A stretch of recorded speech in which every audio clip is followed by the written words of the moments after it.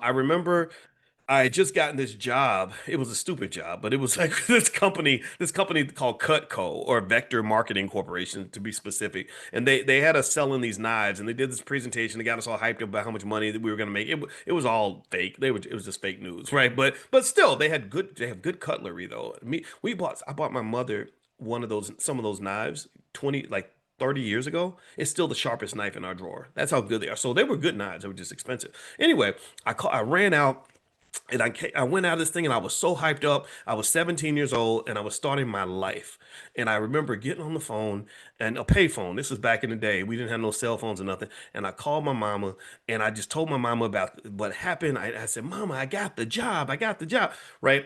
And I remember telling my mother that day, I swear to God, I said to her, I said, Mama, you know how you always have somebody in every family that takes the family to another level, that the family remembers as being like somebody that really just really makes the family successful, like that helps the family win.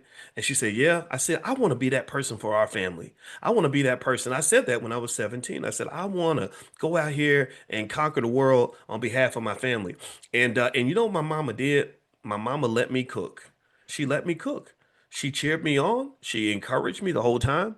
When things went well, she cheered. She was the first to cheer me on. When things went badly, she was the first to boost me up. Right? When I made a mistake, she's the first one to help me get back on track. When I made a decision that no one else understood, my mother always understood. So this is why I have always said the job of the mother is the most important job in the history of the world, right? I think that should lead us to question some of these ideologies where somehow somebody convinced women that you're better off being in a factory than you are spending time with your own children. I'm not saying that you're bad for being in the factory. I'm just saying that I don't agree with those priorities all the time. I think our children are more important than that white man job that you got out there at that corporation. I just believe that. So long story short, I think black children are an asset. Black families are a multi-million dollar asset.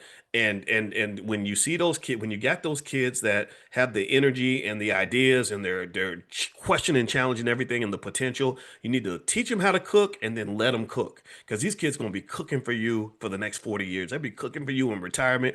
When my mama got old and my mama got sick, my mama didn't want for nothing. My parents wanted the house paid off. How much is it? Let me write the check. They wanted a new van. How much is it? Let me write the check. They wanted to go on vacation. How much is it? Let me write the check. Every single thing I could do, I did. And that was because there was a big thank you I owed them for guiding me and letting me cook. Like just you got to let them cook. So let them babies cook, man.